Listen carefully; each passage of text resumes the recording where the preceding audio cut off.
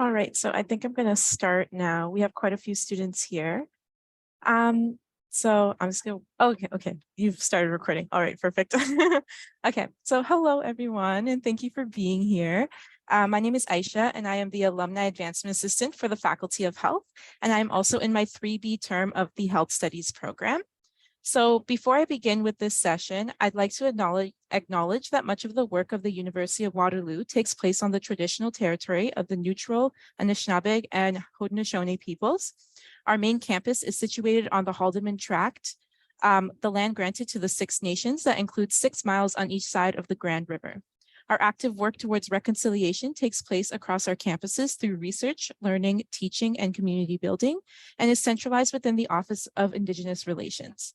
Here in the Faculty of Health, we are fortunate to have the Indigenous Knowledge Keeper, Elder Henry, with us to support us in our learning and creating many opportunities for us to come together as a community. I'm excited to welcome you to our alumni office hours for November. And today our SPHS feature is Paige Pigot. Bringing alumni back to connect with students is an important priority, both for the Faculty of Health and for the broader community. Alumni help show students what's possible, the success they've had, and the stories they share to help shine a light on the path for students who may be wondering what their own futures are going to look like. We host the Alumni Office Hour event series every term. If you have any requests for careers that you would like to see or any information that you'd like to get out of these, please share your ideas in the chat. And in order to make the most of this group session, and because it is also nice to see friendly faces, I would like to ask all of you to turn your cameras on if you are comfortable in order to make this more personal, sorry. As well as introduce yourself in the chat. So in the chat, what you can share is your name, your program, where you are from. And if you would like to connect with others on LinkedIn, you can also put that in the chat in order to make this sort of a bigger networking opportunity. When it comes for the Q&A session, you can either raise your virtual hand to ask a question, or you can use the chat to say something like you have a question, and I will keep track of who's in line and call on you to ask your question when it's your turn. So without further ado, I am going to turn it over to Paige to introduce herself and talk a little bit about her career journey. Hi. How is everybody? I guess it's nice to be here, and I really enjoy talking about like my experience at Waterloo and my experience like kind of going forward and up to Australia, I guess down to Australia, and doing OT. So I'm excited, but I'm very nervous. So kind of bear with me because I'm not the best public speaker, but I've gotten better over the years, I guess. So I went to Waterloo in 2013 and I did a health studies degree. I think a lot of the wording's changed, but I did my Bachelor of Science in Health Studies and I did a minor in gerontology. I did not do the co-op stream, I just did my 4 years. And then following my undergrad, I went and applied for occupational therapy. And so I went to Australia for that, to Bond University, where I did my 2 years master's degree. And then since I went internationally, I'm just doing a bit of like a kind of brief here, but since I did 2 years there internationally, I had to come back and do all of my equivalency kind of stuff to come back and work in Canada and be registered as an occupational therapist in Ontario. So because that was in the middle of COVID, like everybody I think has had some setbacks, it took a little bit longer for me to be registered here. So I've been working as an occupational therapist in Ontario since the start of 2021. So just about a year. I was kind of provisional for a little bit, and then I've come and been like a full-time, like registered in Ontario occupational therapist. I wonder, I guess, do you want me to do like a full-on, I don't know, like ask me a question, I guess. I'm not sure. Sure, like if you'd like to talk more about your career journey, you can, but we can also jump right into the questions if you'd like. Okay, I guess I can talk more about how I guess I got into occupational therapy. and what occupational therapy is in general. I think it's kind of very ambiguous at times. So we work very closely with physiotherapists. It is part of kind of a rehab career. What occupational therapy is that we really focus on a person as kind of a holistic being, and kind of taking the person, their environment, and their occupations, which is literally anything that they do in a day. So your occupations, you have your activities of daily living, which are your, eating, going to the bathroom, getting yourself dressed, stuff like that. And then you have your instrumental activities of daily living, which is more like your cooking, your cleaning, driving, sexual intimacy, like all those different things. And so anything that someone does to occupy their time and that is meaningful to them is an occupation. So what occupational therapy does is, after injury, with disability, lots of different things, after time off work, you are getting back to the occupations, you need the rehab, you need the kind of help to kind of align yourself, your environment, and what you need to be doing, what you want to be doing, what is meaningful to you, and how to kind of facilitate that. When I learned about occupational therapy, I was in my 3rd year, I believe. I did like an aging seminar. I think it was called Health 400, might still exist, I'm not sure. But I learned about occupational therapy and how people go into their houses, the occupational therapists go into people's houses and do a home assessment, and they kind of look for trip hazards, they look for different bathroom safety equipment and that kind of thing that would help someone be less at risk for falls. And I think it was happening in maybe Hamilton or something, that there was lots of these people that were calling 911. They had fallen, they were at risk of falls, and then they were kind of backlogging the health system. And they were talking about how OTs could go in and kind of be a bit of a help to that and help with the people that are calling a lot. So that's how I learned about occupational therapy. I was a little bit late in my undergrad to learn about it. I started applying to Canadian schools, specifically Ontario schools, and I didn't get into any, which is a bummer. But I was kind of going back and forth about whether I would take more school at Waterloo and then reapply, or if I would go international. And I ended up applying internationally in that same year. And then, yeah, that is the course that I took, that I learned about occupational therapy. In that same year, I kind of got into the Australian school. I got into a couple schools in the UK, and I decided that I would start my journey as an OT and move across the world, which is very daunting. And I really enjoy talking about it and kind of sharing my experience, because I feel like a lot of people need a bit of a push to not only apply to school after post-secondary, but apply to places that are kind of out of their comfort zone. But that's kind of the general gist. So we'll get on with actual questions. All right, perfect. Thank you so much, Paige. So if anybody has any questions right now, they can just put their hand up, like the virtual hand up, and you can open your mic and your camera if you are comfortable, or you can put it in the chat.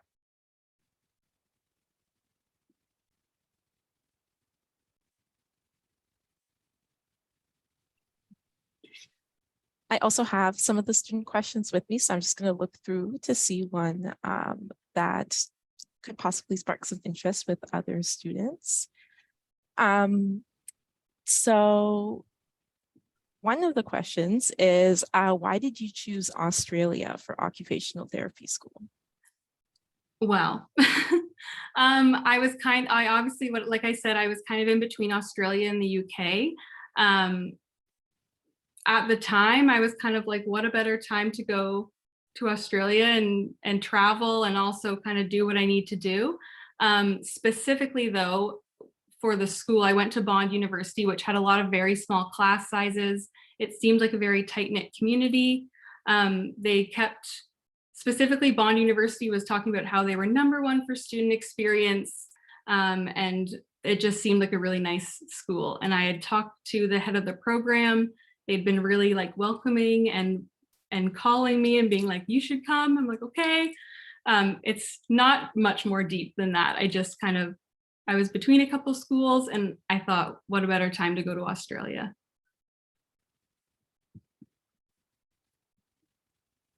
I could talk about kind of just a general day of what I do right now, if that's Sure. okay. I don't know if that's Yeah. helpful. So right now I work at my local hospital. I'm from Lindsay. I don't know if anybody knows where Lindsay is. It's a very small town, but I work in my local hospital. I'm on the rehab floor. There's a few different occupational therapists in our hospital, probably a group of like 6 or 7 of us. So if you did look at the Ross Memorial Hospital website, it says there's only one. That's a lie. Thank goodness, because that'd be stressful. But yeah, I work on the rehab floor. There's kind of a mix of higher intensity rehab and slower stream rehab, which are what we call our functional enhancement people. I work with one other occupational therapist right on the rehab floor, and then we work along with physios. We have a speech language pathologist, and then we each have like an occupational therapy assistant, and then there's also physiotherapy assistants. Both of us kind of have 15, 20 patients that we see over the, their progress through therapy. And we work really closely with nursing, nurse practitioners. We've got a discharge planner, and we work with like the home care coordinators, because essentially what we're doing is we're seeing these people through their rehab journey. They've broken a hip, they've broken an arm, had a stroke, traumatic brain injury, as sometimes mostly hips and strokes. And we kind of work through there to get them back to what they were doing before and get them sent home, retirement home, long-term care, whatever is kind of the safest place for them at that point in their journey. So basically kind of every day I come in, we've got lots of different stuff, like on our rehab floor, we've got like a kitchen, like a fake tub, lots of bathroom safety equipment, dressing aids, like upper extremity exercises, dexterity, like fine motor things, range of motion equipment. We've got big parallel bars, like a very typical rehab gym. And every day I allocate kind of some tasks to my occupational therapy assistant, and then there's some people that I do. I don't know if anybody is familiar, but there's tasks that you can allocate to like your assistants, and then there's some things that you have to do, like I'm sure there is with any career. So I would be doing new assessments, getting kind of a baseline of people's mobility, a baseline of their like assistance that they needed with dressing, toileting, bathing, and then also kind of an understanding of what their house looks like, what equipment they have at home, whether they walked with a walker, that kind of stuff. And I'd also be doing cognitive assessments, treatments, like so for example, this person needs to be able to be one assist or independent getting to the bathroom, and we would be walking to the bathroom and maybe doing a dry run or just going, and then being like, well, you try to do this yourself because that's what you'll have to do at home. It's very, I don't want to say trial and error, but it is very subjective. Like everybody's a little bit different, of course, and it really varies day to day what I'm doing. Yeah, and what people need. All right, thank you so much for that explanation. I feel like that was very comprehensive, and like it gives a really good like overview of what exactly you'd be getting into if you'd wanted to go into occupational therapy. So thank you for that. There's also 2 questions in the chat. Actually 3 questions now. So I'll just go through those and then I'll get to the people that just put their hands up. So Vanessa is asking, so she is interested in research and OT. Are you able to combine both in a career? Yes, that's actually another reason why I'm glad you asked, because that is another reason why I did go to the school that I went to, and I'm sure lots of other schools do this as well, but they do put a very big emphasis on research, and more so in, I think, bigger hospitals and hospitals like the ones you see maybe in Hamilton or Toronto, and not my little Lindsay hospital, but there's always kind of room for like quality assurance and research to kind of get more funding for different projects and get things going. Like it's especially where I went to school as well, and I'm sure it is very similar here, I just don't know, but you're kind of always in some sort of quality assurance research thing, or getting you're doing research on the side, and it is, you can combine them for sure. And I think you can also do a very specific research career focus where you're doing a lot more just the research part of things. Great, thank you. Another question that came into the chat is from Juliet. She says, I'm interested in learning more about the equivalency process after studying OT abroad and then wanting to come back to Canada to work. How long would that process take typically in a COVID-free world? Yeah, I've been talking to some of the other students that have come through the same program I have, and it's really taking closer more to like 6 months to a year, depending on whether they're kind of at it and stuff. But yeah, probably a year is what it's supposed to take. Basically, it's a few different steps. They look at kind of a very comprehensive set of knowledge and skills. They ask for all of your course outlines from your master's program that you took, but they also ask for a lot of your course outlines that contributed to your baseline knowledge. So you're thinking like your anatomies, your physiologies, biology, chem, what's another one? Your psychologies, sociologies, that kind of stuff. So if you are interested in doing that kind of thing, I would kind of keep your course outlines. So they look at that, they have all these different things that they're looking at, and they're looking at the course outlines to see if you've met that knowledge.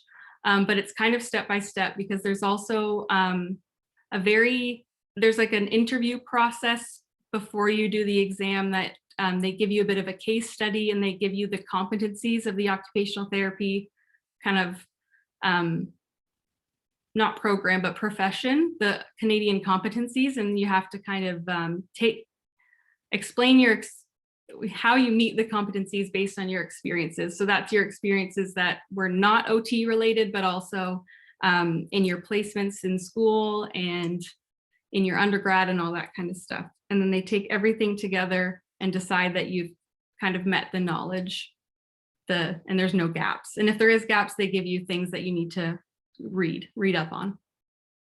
Mm-hmm. Great. Another question is from Catherine.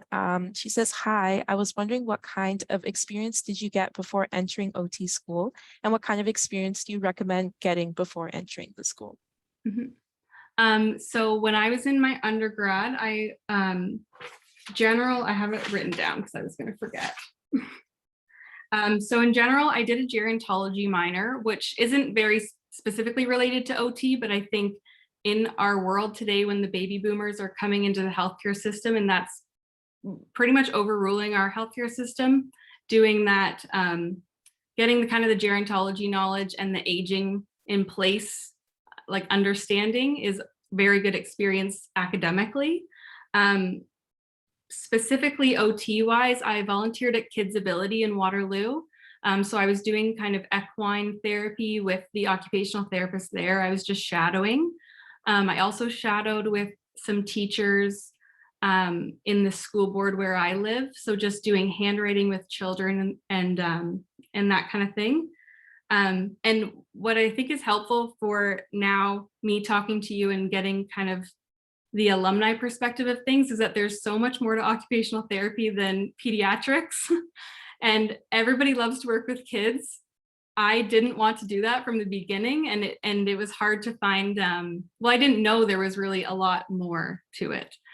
So I also was like really interested I was trying to get involved in occupational therapy stuff in hospitals, but I just didn't know how to do it at the time. Now that I know, there's occupational therapy, the Ontario College, they do like a shadowing mentorship program. So I included a link to it. I'll show you after.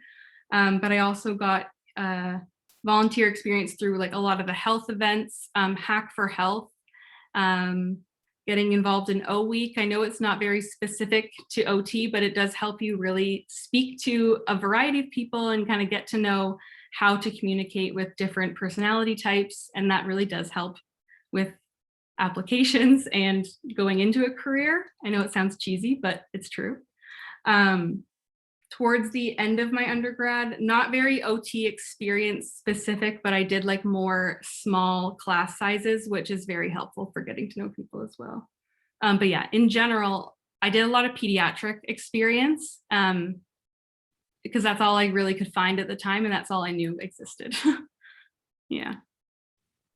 Yeah, thank you. Yeah, I know that that's a very like a question that a lot of like students like myself as well like wonder, especially in university, because you're trying to look for those opportunities for profession like to make your professional school applications better. So Mhm. thank you so much for sharing that. Madison had her hand up, so I'm wondering if you'd like to voice your question with your microphone, or if you would like me to just read it through the chat. I can say it. I was just curious, like, if you found the cost of being an international student a lot more than staying in Ontario, because I feel like it's kind of hard to find that stuff online. Yes, it is a bit more expensive, and of course you're also traveling, and you're traveling back and forth if you want to as well. So there definitely is a difference. I don't know exactly what it is off the top of my head, but I could share more about that if maybe you added me on LinkedIn or something. But it is definitely a little bit more expensive. Okay, Yeah, sorry. All right, so there's another question from Vanessa. Can OTs start their own practice similar to how other health professions can? Yeah. Lots of people start their own practice. I think actually that's probably more popular, I guess, to do. From my own experience, and I'm sorry that I don't have this kind of knowledge, I guess, but a lot of the practices that I've seen are more pediatric based. But I know that a lot of people would do like capacity assessments. So that would be to like understand if someone has the capacity to say where they want to live if it isn't safe, or if they do not have the capacity and should go to long-term care. That's something that's kind of a bit more of a professional practice kind of thing. There definitely is. And I guess maybe I don't see it enough in my small town, and that's why I don't have a very good understanding of it. But it does happen. I do, yeah, it does. Thanks, Paige. And don't worry about having answers to all the questions. We know that everyone has unique experiences, and Mhm. happy for you to share, the pieces that are most familiar with you. Totally. So don't worry about these tricky questions everyone's asking. No, there definitely is. I'm like, I have not seen too many in my small town, but there definitely is. Yeah, no problem. Right, so questions are rolling in through the chat, so I'm going to continue reading those. Another question from Catherine. What kind of curriculum/classes did they teach you at OT school? I'm in therapeutic rec, and I'm worried that there will be so many science-based classes that I'll end up being behind in since I'm not in health science. I don't think, and I mean, I'm talking about my personal experience at Bond, but it's very general. And I think they go through quite a background, because they're not expecting you to come from a science-based program. Like, for example, I think I had a friend at school that had been a marine biologist before. I know that's still biology, but it's kind of like, marine, I don't know. But he was a marine biologist. I had a friend that did teaching, and she did a complete career change and came back to OT.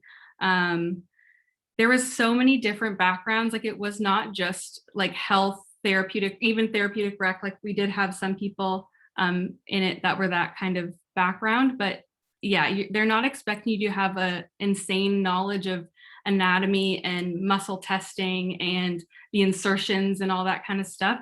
Of course, it's helpful to have, but they do reteach it. So I think in my first my first semester, I guess, of occupational therapy, I did a neuroscience class, and we all did the same thing. A neuroscience class. I think we did a class that was basically general conditions in occupational therapy. So we went through all these different things that were very common, and maybe the background of them, the background anatomy, that kind of stuff. Yeah, of course you have to have some science knowledge. Like, they want you to have your prerequisites, but they teach it. And a lot of it is on the job teaching too, if you're like on placements, if it is more of that anatomy and physiology part of things, you're learning that as hands-on as well. Okay, thank you so much. So another question is from Savannah. Do you have any general advice for OT school applications? For example, with writing your letter of intent or written supplemental essays? Yeah, I think I just did my prep module, which is just this yearly thing that occupational therapists have to do. And it's different every year. And I think what I took from that, and what I think a main thing that I think people going forward really need to focus on is understanding their privilege, and understanding that as an occupational therapist, you're open to like everybody, and you're going to learn about everybody and their different experiences, and they're not going to be the same as yours. And I think giving like equitable therapy to people, whether you agree with them or not, and that's obviously a big thing in society right now, but also I think a big thing for what they're looking for you to be able to acknowledge your privilege and acknowledge that you're in a position of power as an occupational therapist, and kind of understanding that side of things. On like a less intense note, I guess, would be just relating all of the experiences you've had to, whether they're occupational therapy related, health related, being an occupational or an O-week leader. Like, it doesn't have to be health related or career related to be helpful to being a good OT or a good PT or anything, right? Like your experiences might not be health related or but they are helpful to a healthcare career, I guess. That was a bad answer, but all the experiences that you get in undergrad, whether it's study experience or social experience, academic, it's going to help. And I think it's just, yeah, transferable skills. That's exactly the word. But yeah, and just making that connection to, oh, that will be good for when I'm speaking to people, and yeah, acknowledging that. Right, thank you. Yeah, I agree, transferable skills. They talk about it in the school so much. Like firstly, when I'm in my health classes, about like, not to stress about not having specific health careers, and like just really bank on the transferable skills that you get from academic and like work experience and volunteer experience. So there's a two-part question from Emma. Did you have any courses that didn't cross over from Australia? That's one of the parts of the question. Yeah, no. So they don't really look at the courses as a specific thing. They look at it as a whole of like, have you met this knowledge? So based on all these courses, does she know how to, or does he or she know how to set SMART goals, like which are, your specific, measurable, attainable, realistic, timely, I think. But like, yeah, so it's like they're not looking at, okay, they have this course and that's not what we do here. It's they have these courses and they're about setting goals. They're about doing an assessment. They're about putting a treatment plan out there. And yeah, nothing didn't cross over. It's just that I didn't maybe meet some of the things they said I didn't meet maybe their knowledge because it wasn't in the course outline, and then we brought that back to the school. So I did do a reading.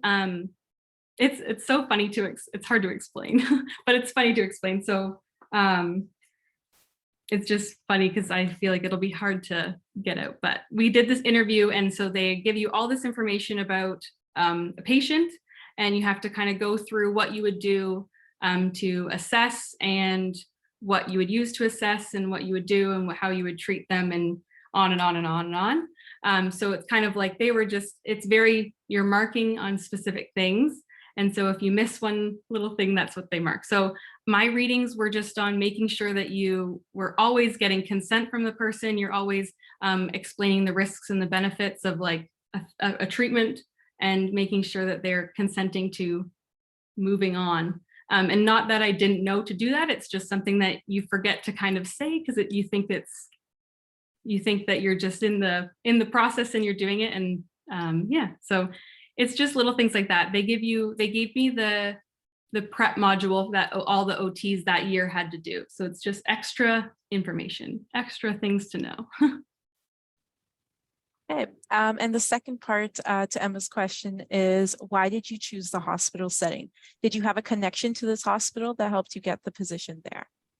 It's actually funny. I chose the hospital setting. I always wanted to work in my local hospital just because it's a very small town and it's just where I wanted to be in the hospital. But I never ever thought that I'd want to be in rehab. I always thought that I would want to be more of a home care therapist and going to people's houses and doing home visits. And I started out doing that. I was working in Kawartha Lakes in Haliburton. I was driving to people's houses and kind of putting them through their paces, getting them to get on and off their bed and on in and out of their shower, you know, on and off the toilet. Is this safe? Is your balance good? And I did not like it. And which really sucked because it's kind of like you get to the end of your school and you're like, wow, that's what I wanted to do this whole time. And then it just wasn't for me. And which I guess, side note, is I think a reason why occupational therapy is a great career is it's so broad. There's so many different people to work with. There's so many different sectors of occupational therapy to work in, and you don't have to be pinned down to one thing, and you don't have to be pinned down to one thing forever either. Like it's just, there's a lot to offer. And then did I have a connection? Not really. There's no one that I know really at the hospital, which is funny because it's small, but no, I applied. It was interesting. They were looking for a job share occupational therapist, which I was going to be working 4 days a week, and another OT was going to be working 1, which I guess was not the most ideal position for some people. They want a full time, and it was the first time they'd been offering, and yeah, I just applied. I think, yeah, I didn't know anybody, but it's just a small hospital. I don't know.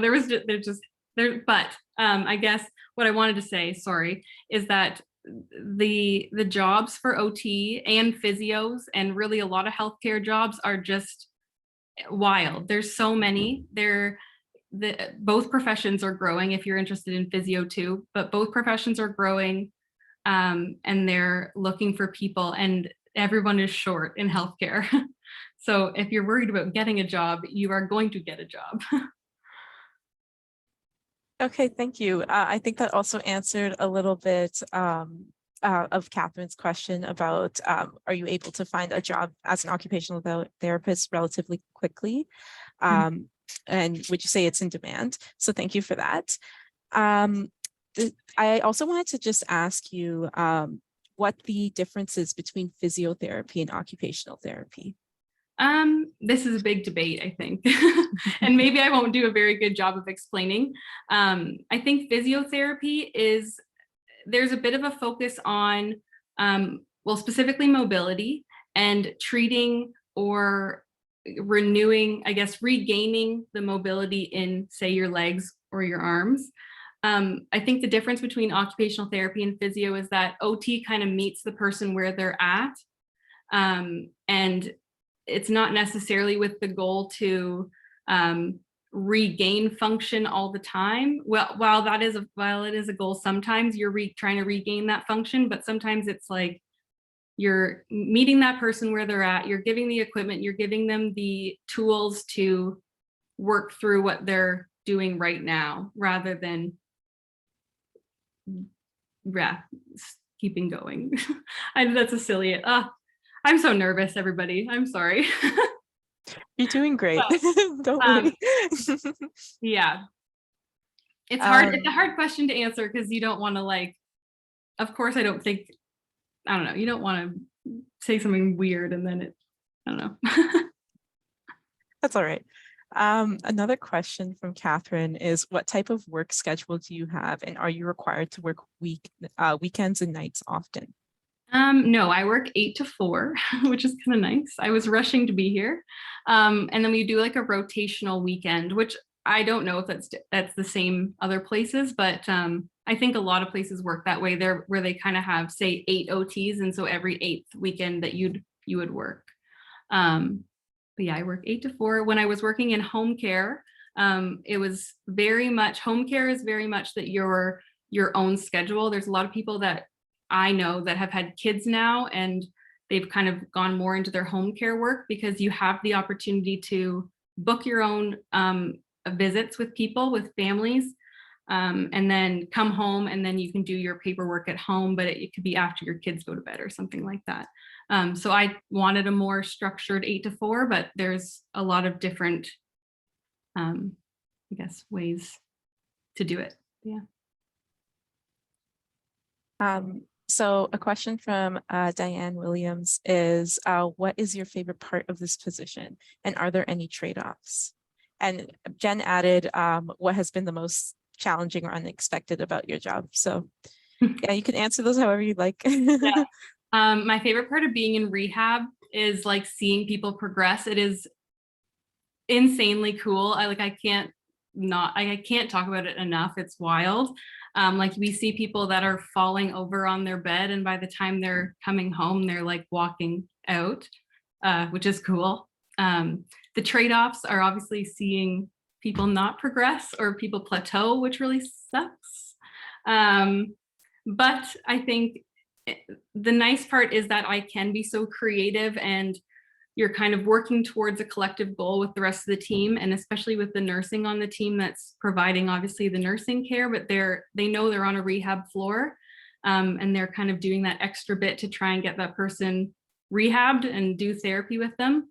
But yeah, there is definitely trade-offs, because it's like some people you don't get to see that progress. They don't kind of keep going, they kind of plateau, and that's where I guess you can be creative and meet them with more tools and equipment that helps them still get home safely, just maybe to a different and new normal, I guess. Most challenging and unexpected has been, well, I kind of touched on this in my little bio, but just as a new grad specifically, coming into a hospital where there's been these people that have been working forever, and I'm sure this is lots of different careers as well, but you come in and you're like a new grad and you feel like you absolutely know nothing, but you don't. And I know it's like easier said than done, but yeah, that's been the most challenging part, is I kind of come in and I'm like, oh my gosh, I don't know anything in this.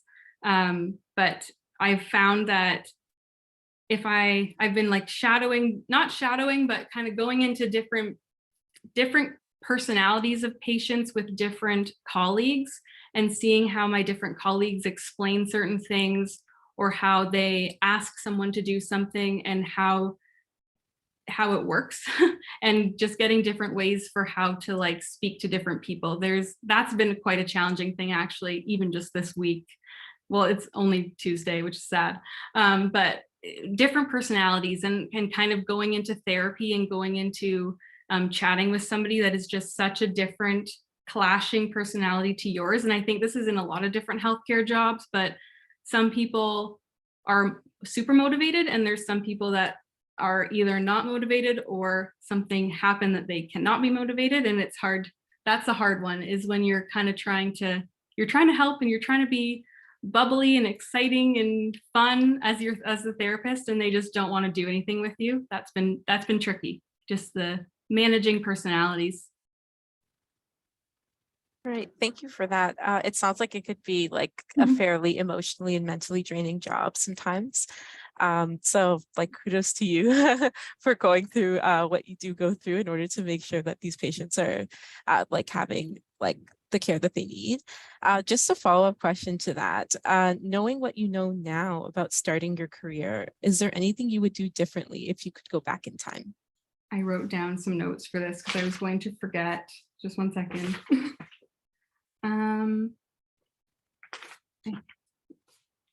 Sorry. I don't know where it went, but that's okay. I guess, first of all, I know that you guys are all kind of in your programs. I would have done co-op. I really liked the idea of co-op, and I wish that I did take it, but of course not everybody can kind of switch around and start doing co-op. But I just think get experience, try and shadow,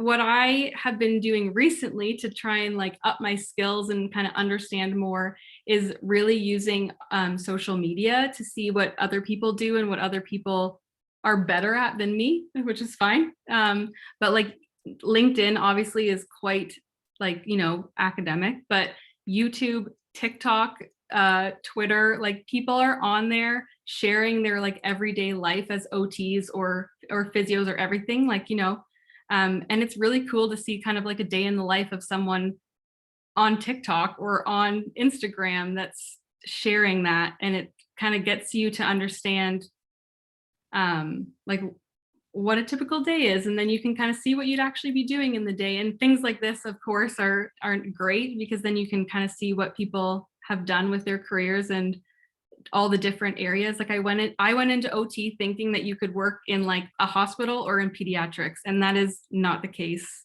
It's yeah. So just using social media to your advantage and getting as much experience as you can, I think.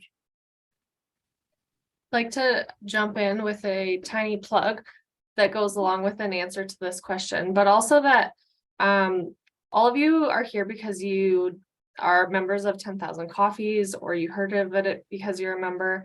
And the 10,000 Coffees platform for the Faculty of Health are alumni and undergrad students, graduate students, some of our staff, but they're all people who have willingly said, I want to be here, a part of this network, so that I can connect with students, I can connect with anyone who is looking for advice or wants to network. And so this is a captive audience of alumni who have been where you are and or who have said, like, I want to help. So I do encourage you to, you know, look through the member list of the Health Hub in 10,000 Coffees. And if there are other careers you want to explore, or people you want to ask questions to, or maybe they work at a company that you're interested in, use that as a way to reach out to those people. They will be super willing, I promise, to help you out and answer your questions, because alumni love to help and give back to our students. And by being part of our specific Faculty of Health group, they've already said, like, yes, I want to help and I'm here to help. So I do encourage you to look through that list of people. And feel free to message. I know it can be a little bit scary to just message someone you've never met before, but people are friendly. I had never met Paige before last week, and I reached out to her on LinkedIn and she answered my message, and here we are. Everyone, a lot of people are willing to help, so please feel free to use that network as well. And just to piggyback on that again, is that there's nothing to be ashamed of or anything of just texting someone, messaging them, emailing them, and asking all these questions, because even when you do get into a career, there's all these mentorship opportunities that people still do the same thing when they're 10 years down the road in their career. Like I think other careers have it as well, of course, but like OT has a mentorship program through the Ontario College, and there are people that are 20 years that are saying, well, I want to be a mentor to someone that's not quite as established in their career as well. So it's something that goes on kind of lifelong, and people still want to help. Great, thank you. So again, like if anybody has any more questions, you can put up your hand or like open your camera and speak with your microphone, or you could add them to the chat. So I'll just take like a few seconds to see if anybody has any other questions. And if not, then I'm going to like go on to a few other questions that have been submitted by students. Yeah.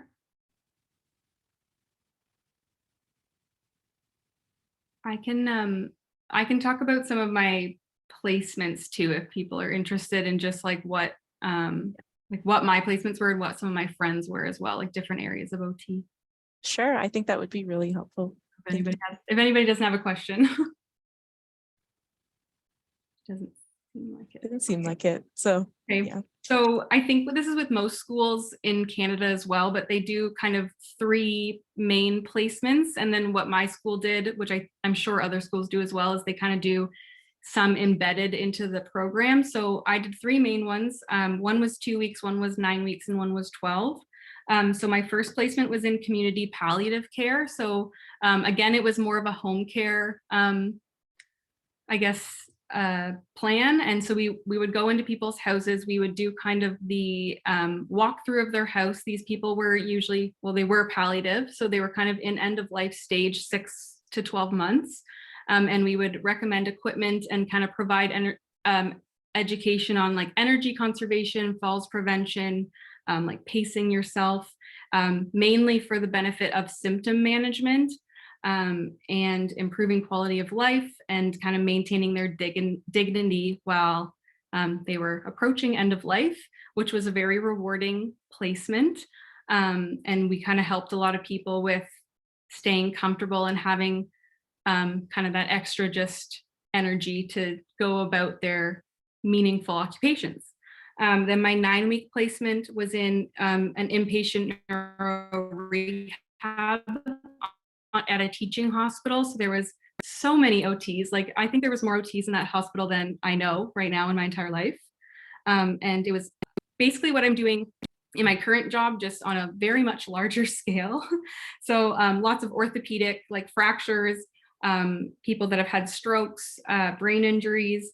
And so kind of a typical day at that placement would be, sometimes we'd do shower assessments, sometimes we'd do more of like the activities of daily living. So you're bathing, dressing, toileting, but we'd also kind of do upper extremity groups with all of the patients working on different things. Everybody had different goals. And we would also do meal preparation groups. So they would be kind of practicing in the kitchen with a couple other people and a therapist to get home safely. And then my final placement, which was a 12-week placement, was in an outpatient vascular clinic, which is kind of a niche area, I guess. And so people with vascular issues in their legs, so leg ulcers and like pressure wounds, but also like, what's the word I'm looking for? Like spider veins and that kind of thing. And where just the legs are pooling edema and that kind of stuff. And I did 12 weeks there.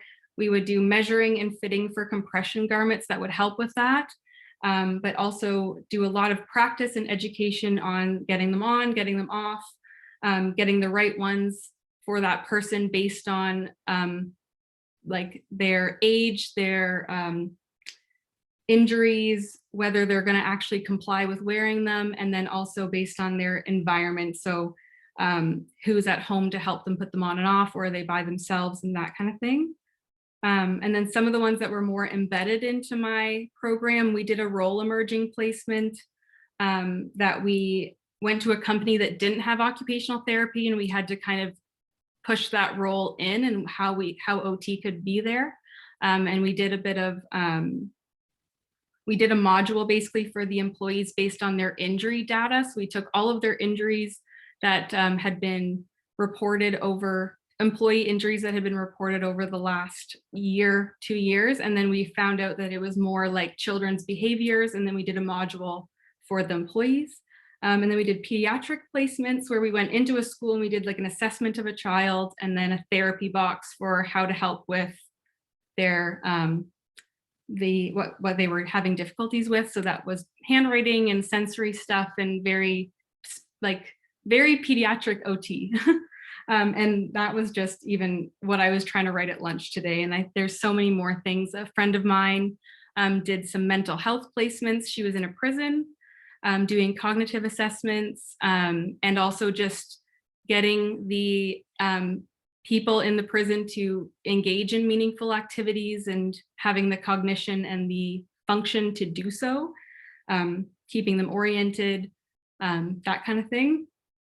I also had friends that there's hand therapy is a big thing in occupational therapy. Like there's specific hand therapists that work on intense comprehensive hand injuries, splinting, that kind of thing.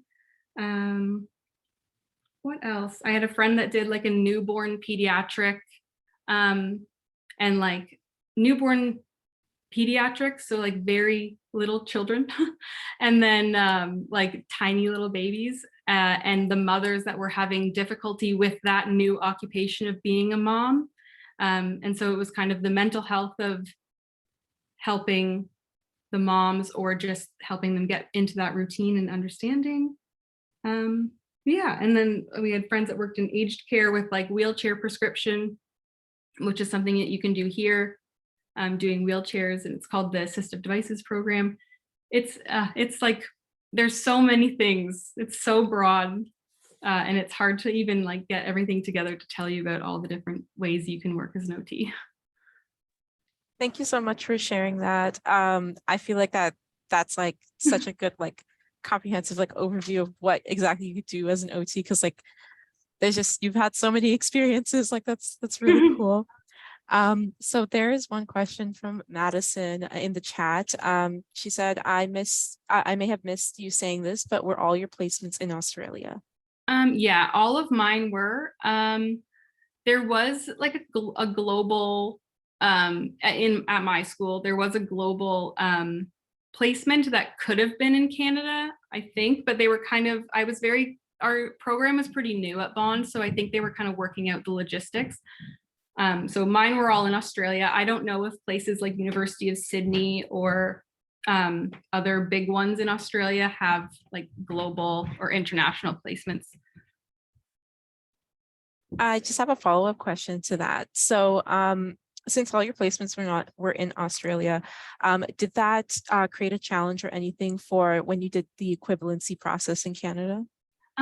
No, there's definitely some differences, but Australia specifically in Canada are pretty similar with like their healthcare systems. Of course, there's some differences, but part of the equivalency process coming back to Canada was it's called the JCAT, the jurisprudence exam. I don't know what the rest of the acronym is, but there was a little module on different laws and regulations in Canada that you had to do and then take a test on it, and that was part of your equivalency. So they made sure that you knew that knowledge coming back to do the exam. Yeah.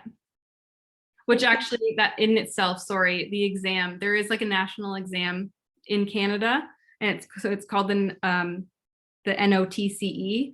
And so it's very, there's prep modules and stuff that the Canadian Association of Occupational Therapists puts out. I did like a 6-week prep course for my exam. And that's just because I was like, oh, I better like do some extra stuff and make sure that I know the Canadian things. But yeah, so there's lots of prep. There's lots of people that are willing to help you prep for the exam. And basically it registers you in Canada, and then you go to the province that you want to be registered in and send them your scoring. So I'm registered in Ontario, but I wouldn't be able to go to like Saskatchewan and work there unless I re-registered there, but you wouldn't have to retake a test. Okay, thank you. So there are almost about 5 minutes left in the session. So if there are any other burning questions or anything else you'd like to ask Paige before like we all sign off, this is your chance. So just take a minute and see.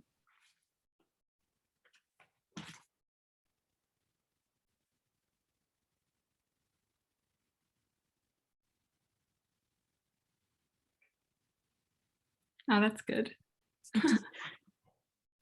That's nice. We have lots of hip fractures at our hospital, and it's hard with like that generation that right now they are the ones that are falling, and a lot of them are in our hospitals.